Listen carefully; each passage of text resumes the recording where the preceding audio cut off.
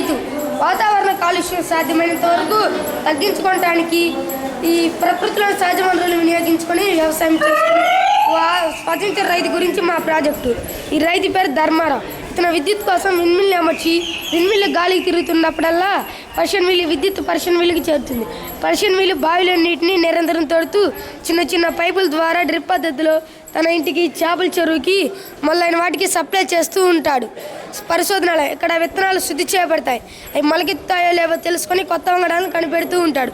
Shade net ఇక్కడ ఉంచిన మొక్కలు అవి గాలి నుంచి వచ్చే వ్యాధులను, రకరకాల కీటకాల నుంచి కాపాడుతుంది. పంట పొలాలకు అవసరమైన ఎరువుగా వర్మీ కంపోస్ట్ని వాడతారు. వర్మీ కంపోస్ట్ని వాడటం వల్ల పంటలు బాగా పండడమే కాకుండా భూసారం కూడా పెరుగుతూ ఉంటుంది. పశువుల శాల ఆవులకి తెచ్చిన పాలను పాల కేంద్రాన్ని సప్లై చేస్తాడు. గేదెలు విసర్జించిన పేడ వృధా అయిపోకుండా గ్యాస్ కోసం గోబర్ గ్యాస్ యూనిట్లో వేస్తాడు. గోబర్ గ్యాస్ యూనిట్లో వేసినప్పుడు ఉష్ణం వల్ల గ్యాస్ తయారైనప్పుడు తన వంటింటికి కలెక్షన్ ఇస్తూ ఉంటాడు. 2-in-1 పద్ధతిలో కోళ్ళ ఫారం, చేపల చెరువు. కోళ్ళకు వేసిన గింజలు అవి తినగా మిగిలినవి కింద జల్లెల ద్వారా చేపల చెరువులోకి వెళ్తాయి. వాటిని వృధా అయిపోకుండా వాటిని ఆహారంగా తీసుకొని చేపలు జీవిస్తూ ఉంటాయి. ఈ నీటిని 3 రోజులకు ఒకసారి పంట పొలాలకు సేంద్రియ ఎరువుగా సప్లై చేస్తూ ఉంటారు. వానాకాలం వచ్చే వర్షపు నీటిని ఎత్తు ప్రాంతాల్లో ఉన్నప్పుడు వృధా అయిపోకుండా చిన్న చిన్న కాలువల ద్వారా తన ఆవరణలో చెరువు ఏర్పాటు చేశాడు.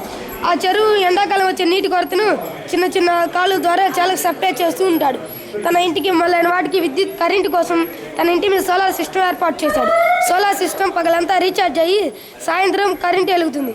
ఈ విధంగా ధర్మారావు గారు ఎంత ఆదర్శవంతంగా అతను జీవించడమే కాకుండా తన గ్రామంలో ఉన్న నిరుద్యోగులకు కూడా జీవనోపాధి కల్పిస్తున్నారు. ఇదే సార్.